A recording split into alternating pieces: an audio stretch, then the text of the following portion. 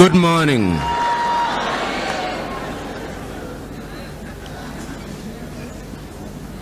Good morning.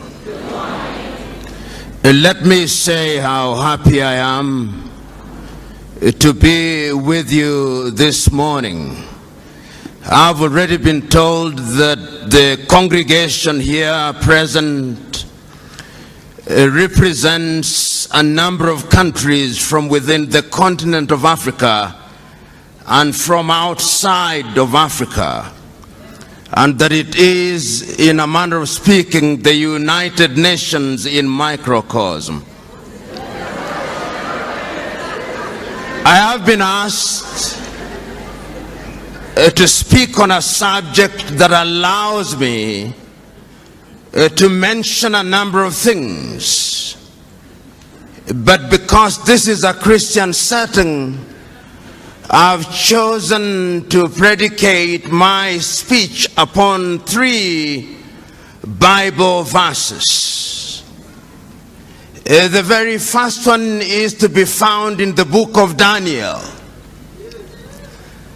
And you will remember that in the book of Daniel, the story is told of King Nebuchadnezzar and how he conquered the territory that was occupied by the Jewish people.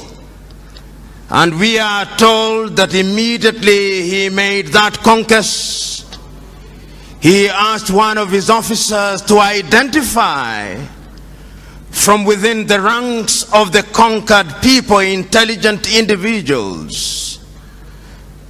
And the Bible records in that book of Daniel that they identified Daniel. They also identified an individual called Ananias, and they identified another individual called Mishael, and a third one called Azariah. And the Bible proceeds to tell us that they were all renamed Belshazzar, Shadrach, Meshach, and Abednego. And there is a sense in which it is those given names that they are known by throughout the ages. And we are told that they were schooled in the arts and that they were some of the most intelligent individuals. If one were to be dramatic about it, one may say that they gained admission into the University of Nebuchadnezzar. And if one says so, that there were certain protocols to be followed once you joined the University of Nebuchadnezzar. Number 1, that you are to eat from the king's table and to drink the king's wine. But these individuals were so wedded to their own conviction for their own God that they made a request of the king's attendants that they be allowed to take food that was not served from the king's table. And we are told that after 10 days, they were better than everybody else. And we are further told that on the day of graduation, when they were examined, they were 10 times better than everybody else. That is the first verse in the Bible, the first chapter in the Bible, upon which I'll predicate my presentation. The second chapter in the Bible on which I shall predicate my presentation is to be found in the book of 1 Kings at chapter 18. It is a story with which you are familiar. It's the story that gives us Ahab in the Bible and gives us one of the most notorious women in the Bible, Jezebel. And we are told that there had been no rain in that land for a long time. And the story we are told of a man called Obadiah, who was sent by Ahab to go and look out for the prophet Elijah. And we were told how this Obadiah was scared. And we are also told how God instructed this Elijah to go to the palace of Ahab. And we are told how when Elijah confronted Ahab, he told him that I'm the only one of the prophets of the Lord who is still alive. That is not to say that Obadiah had not hidden 50 others, 50 in one cave and 50 in another cave. And we are told that Elijah said, let us not be of two opinions. If indeed God is God, let us worship God. And if Baal is God, let us worship Baal. And we are told that he asked, bring out the 450 prophets of Baal and the 400 prophets of Asherah who have been dining at the table of Jezebel. And there was a competition, if you may, that took place at Mount Carmel. And the story is told of how they prayed unto their God and how they were mocked by Elijah and nothing came to pass. And ultimately, when Elijah had his opportunity, we are told that fire came down from heaven and it consumed everybody else. And we are told how the prophets who of Baal were then executed. Then the final chapter in the Bible, book in the Bible, if you may, that I want to refer to is the book of the prophet Joshua, chapter 24 to be exact. And this is a very critical time when Joshua has taken over from Moses and the Israelites are about to go into the promised land. And we are told that Joshua gathered all the children of Israel, and the story is told of how he reminded the people when they were across the river that Abraham's father Terah worshipped gods other than the real God. And he tells the people, choose you now whom you shall serve. Shall you serve the gods that your fathers worshipped across the river, or the Lord of the Amorites in whose land you dwell?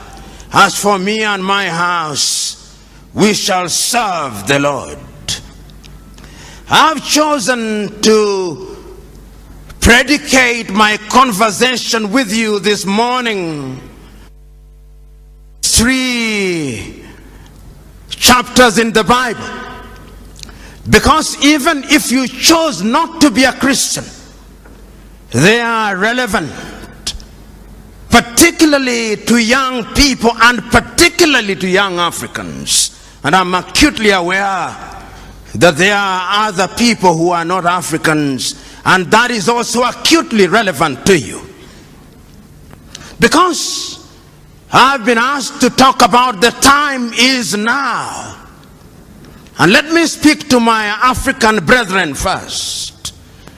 Just this morning when I woke up, I was listening to somebody who is going to be the presidential candidate in Sierra Leone, the former Director General of UNIDO. And he was wondering to himself, why is it that Africa continues to punch below her weight, economically, politically, and otherwise? We are a continent of 1 billion people, but we cannot feed ourselves. We are a continent of young people, but there is a sense in which we have no faith in ourselves. We are a continent with resources like no other continent on earth. Yet there is a sense in which we are still in the ghettos of human civilization. We are a continent which, in the words of Afro-pessimists, is a scar on the conscience of humanity. Which begs the question, what is it that we are not doing right? This particular individual said, and this is what he said, that Africa still suffers from the Garden of Eden syndrome. And the Garden of Eden syndrome is that God has placed you into the Garden of Eden and you partake of the fruits without any labor. We have forgotten that after the fall of man, there was a divine instruction: go out and subdue the world, because from the sweat of thy brow thou shalt eat. There is a sense in which the 3 books in the Bible that I talk about speak to my agenda. They speak to the entire question of choice. And let me tell you one thing. The African continent has been traumatized and remains traumatized to date. Africans were enslaved. Africans were colonized. Africans claim that we gained our independence, but the neo-colonial project is alive and well. Speak to Ngugi wa Thiong'o, he'll tell you that our minds are still colonized. And that is why he talks about decolonizing the mind. Because throughout the ages, the battle has always been the battle of the minds. That is where it is won and lost. And one of the things that I've discovered over the ages is that those who want to control you, the first thing that they do is to change your name. Even God changes his name when he wants to deal with you. When you are Abraham, he makes you Abraham. When you are Sarai, he makes you Sarah. And the very first thing that the colonialists did was to change our names, to convince us that a Christian name could only be Andrew and Mary and Jane and all these other names, that Kamau cannot be a Christian name, that Njoroge cannot be a Christian name, and we believed it. And I'm submitting to us that there is a sense in which our minds are not free. I'm submitting to us that even your generation is not free. I'm submitting to us that in that book of Daniel, even though their names were changed to Shadrach, Meshach, and Abednego, and Belshazzar, there is something that they did not allow to change in them. They refused to eat meat or anything that was sacrificed to the idols. And you remember that day when Nebuchadnezzar put forth an image which was 6 cubits high and 6 cubits wide.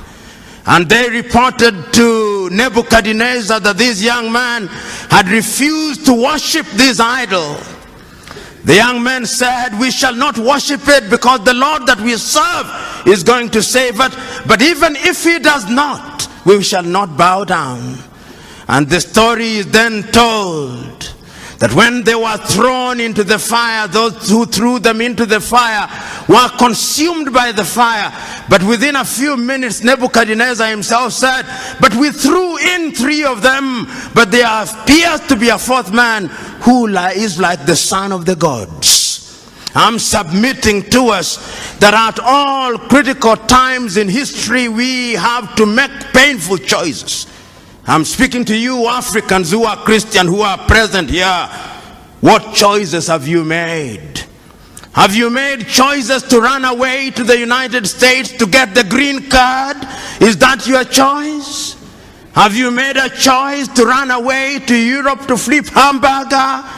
Have you made a choice to run away, to go to Europe and to be humiliated at the embassies of the United States of America, Australia, and the United Kingdom? I'm submitting to us that we must change, because the divine instruction is that each one of us must make do with what we have. It cannot be right that a continent that is so blessed has our young men and women with only one ambition: to go to the United States. I know families where when wives are pregnant, they want to go to the United States that they may give birth there, that their child may be a citizen of the United States of America. The United States of America was not built by an army of angels. No, it was built by human beings. And I'm submitting to us that going forward, like Shadrach, Meshach, and Abednego, we must make a choice. And I'm submitting to us that if your Christianity is the kind of Christianity that only appeals to your emotions and make you feel good without making you good, that is not Christianity. Because there is a variety of Christianity today that makes you feel good, but it doesn't make you good. And I'm submitting to us that we must change now, because if we don't change now, you are going to be subdued by other civilization. And as I said at one forum, and I repeat it now, there are two ways of being at the dinner table of civilization. You can be at the dinner table as a diner or as a waiter. Choose you now. Whether you want to be a diner or a waiter, choose you now. But even as I proceed, I have not forgotten that there is another book, that there is the battle between Elijah and the gods of Baal. Today, we have erected unto ourselves gods of Baal. I go to many churches, and there is the prosperity gospel. The gospel that tells us that the church is a casino, where depending on how much you pay as a tithe or givings, then you'll get blessing. That is not the God that I worship. And if there was such a God, I would refuse to worship such a God. The God that I worship and the Christ that I follow, I remember on that day when an old woman had given the smallest contribution, he said, that woman has given the most, because there was sacrificial giving. We must now interrogate our Christianity, because Paul says, I would want you to be like the Christians of Berea. Because the Christians of Berea, once you'd preach to them, they would go to the gospel and ask, are you preaching the right thing, or you are preaching make good gospel? I'm submitting to us that at critical moments in history, there has always been a choice. And this is what Elijah is confronting the people with. He says, for how long shall you waver between two opinions? If God is God, worship God. And if Baal is God, worship Baal. I'm submitting to you that the time for choice is now. If material things are the things you want to worship, if you think that having Lamborghini, if you think like having Ferrari and all these other goodies is the right thing, then you can go on. But the last time I checked, greed is insatiable. It's like drinking salty water. The more you drink, the more you want. So choose you now. You Christians and Africans shall come to the white men who are present in this room shortly. I'm submitting to us, and there is a preacher that I love for only one thing. Sometimes I think he go overboard on his love for Israel, John Hagee. And he says one thing that I love: the uncompromising message of Jesus Christ. It is the same yesterday, today, and tomorrow. So that there is no question of humoring you in the church. It is telling you as it is. And I'm saying that even as we are waiting for heaven, and heaven will come in the fullness of time, in the intervening period we must eat. In the intervening period, we must go to school. In the intervening period, we must make Africa great. And we can make Africa great. What pains me most is when I see young men dying in the Mediterranean Sea. You know, a long time ago, they took Africans to Europe and Caribbean a long time ago. And they were wailing and kicking. And I've seen the dramatization of Alex Haley's Roots. And I've seen how in Roots a young man is taken from the Gambia, Kunta Kinte. And I've seen how Kunta Kinte refuses to change his name. And they call him Toby, but he says, I'm Kunta Kinte. Ultimately, for strategic reasons, he accepts the name Toby. But he retains Kunta Kinte throughout the ages. And 200 years later, Alex Haley is able to trace his roots.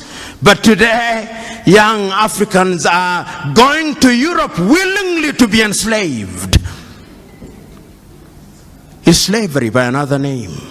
Because you are paying wages, you are paid wages that can barely keep you alive. I'm submitting to you who are here. Africa is the land of action. I'm submitting to you here that the Europeans will never respect you if you don't respect yourselves. Because respect is earned, not given.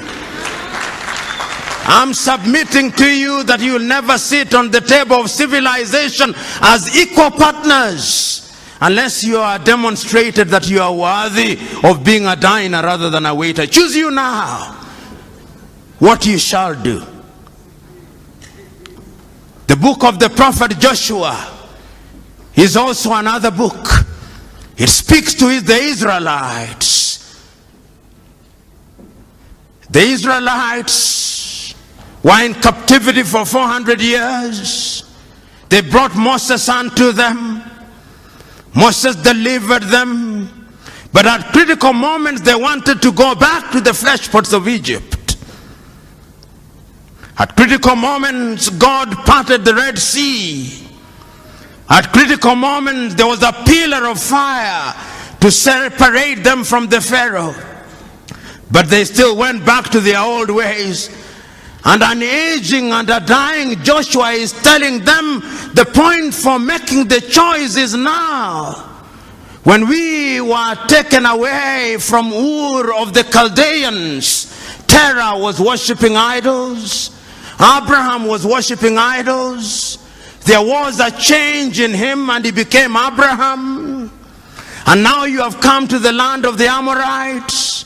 And you are worshipping their gods. Choose you now whom you shall serve, the Lord God or the Lord of the Amorites. As for me and my house, we shall serve the Lord. I'm submitting to us now. Choose you now whom you shall serve, the Lord whom you only serve on Sundays, or the Lord that is imminent and must be served every minute. Choose you now. As Christians and as Africans, one can go on and on, but let me turn to the white people who are present in this assembly, who are our brethren. You came here by divine instruction to evangelize Africa, but in your land, God no longer has the opportunity to operate. That is why I'm happy to see you here. Because Africa now leads in evangelization. And this is how God operates. There was a time when the white men came here to evangelize. They lost God. I'm not saying that there is a godless society, but there is a sense in which when one travels to Europe, one sees cathedrals being converted into discotheques and museums. And here we are struggling to operate in a tent. How I wish that we could have the faith spoken of in the Bible, that we could uproot the cathedrals that they may settle here. But I know that that is wishful thinking, that there is no abracadabra in this thing, that I know. But I'm submitting to us that your presence here is a good thing. Is a demonstration that we are children of God, children of a God of diversity. You know, And this is very ecumenical. Some of you will be offended, but I do not care whether you are offended or not. The great Mahatma Gandhi, whom I respect, was not a Christian, but at a critical moment one day he said that he remembers one day in his homeland in Gujarat, when the person who was presiding over the service read from the Hindu Gita through to the Jewish Torah, through to the Muslim Quran and to the Christian Bible, reading from one book to the other as if it did not matter which book was being read as long as God was being worshipped. And there is a sense in which I found power in that. You do not know the whole truth. None of us. We do not know how God operates. And that is why Christ tells us, judge not lest you be judged. There is a puritanical streak that sometimes we Christians, particularly those who are born again, have. We are quick to judge contrary to the divine instruction. Let us be slow to judge. Who knows how God operates? Who knows how he does his things? Because all of you, including myself, we are so sinful that if it was by works alone, none of you are heaven bound. None of you. You may think that you are good, you may think that you are doing all good things, but he says none of you is heaven bound except by the grace of God. And if we appreciate that, then we would be very humble. But even as I talk about these things and change now, I'm not unaware that I was asked to speak for 25 minutes. And being aware that I was asked to speak for 25 minutes lets me now move with jet-lag speed in the direction of my conclusion. What is it that I've been saying? I'm saying that we who have the advantage of knowing God, we are in a unique position because we may sin, and throughout the Bible there are many sinners. I used to wonder why God said that David was a man after his heart.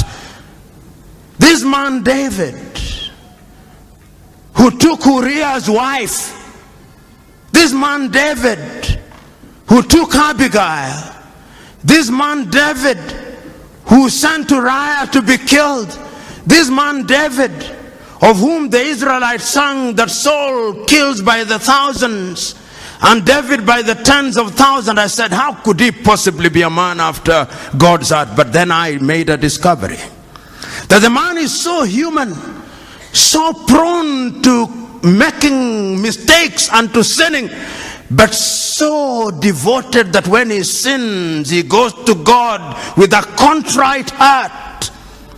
And then I discovered that all of us must strive to do that which is good and right. Then I discovered that wherever we are, whatever we do, we must use our Christianity well. A friend of mine told me not so long ago that he was at an airport in the United Arab Emirates, and there was a signpost. Whether this story is true or apocryphal, I do not know, but I'll use it nevertheless. There was a sign that said, you can leave your things here, they are safe, there are no Christians here. And the moral of the story is one that is not far to seek. We claim to be 80% Christians, and yet we are one of the most corrupt nations on earth. Where is our Christianity?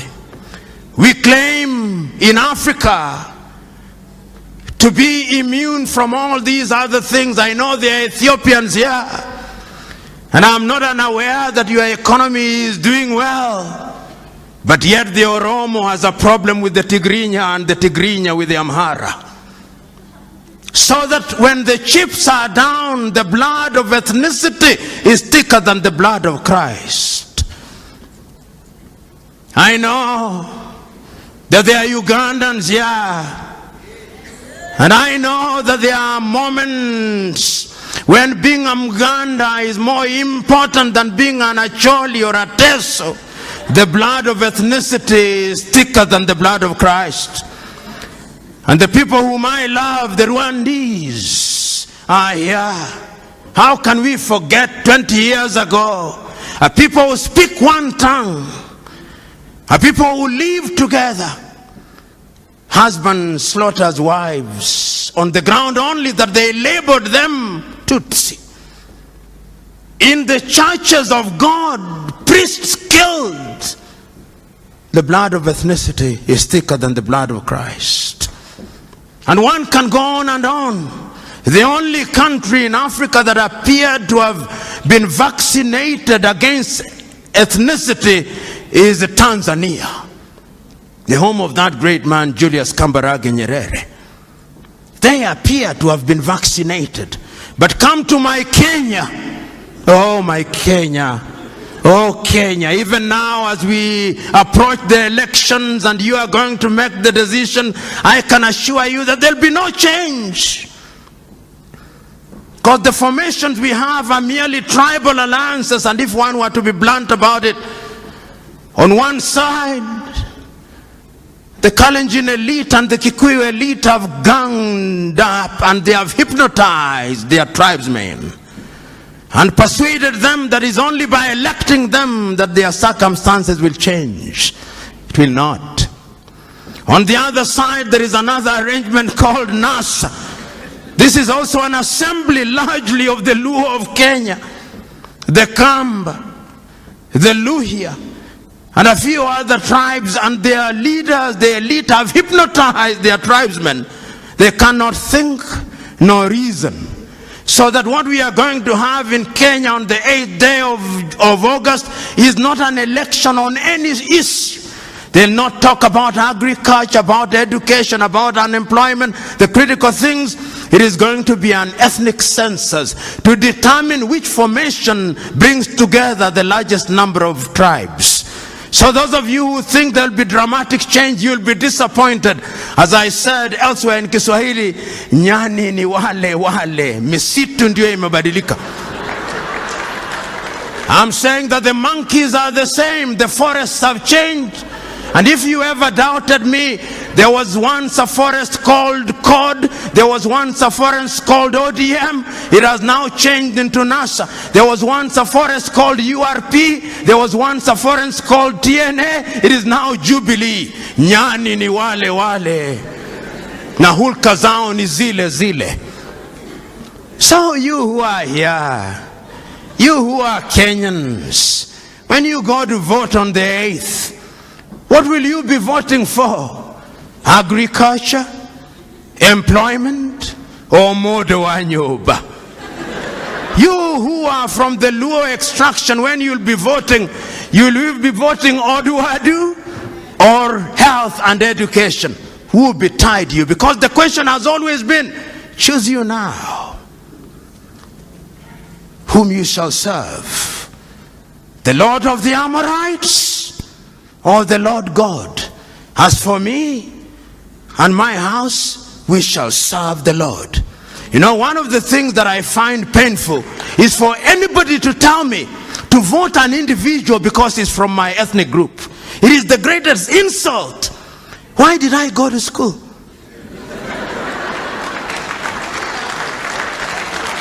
You tell me what you are going to do about education. I'm about to conclude, timekeeper.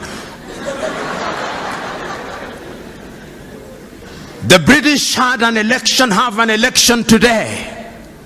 If you came to Kenya and listened to what, you would think that there is an animal called election, which has never been seen by any human being since creation.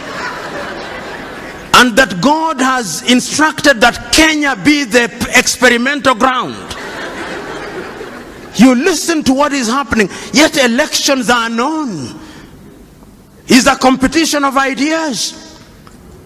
Within a few hours, tomorrow, the day after, we'll know who is the Prime Minister of the United Kingdom, and they'll be counting 50 million votes. In Kenya, we'll be counting no more than 10 million votes, and Africans can't count.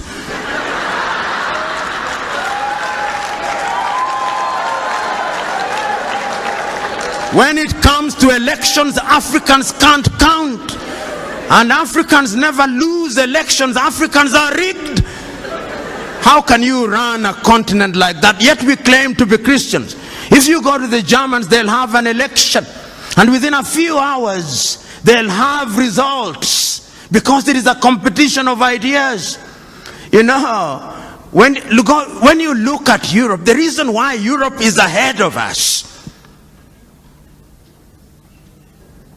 How many of you, and this is what I must conclude with.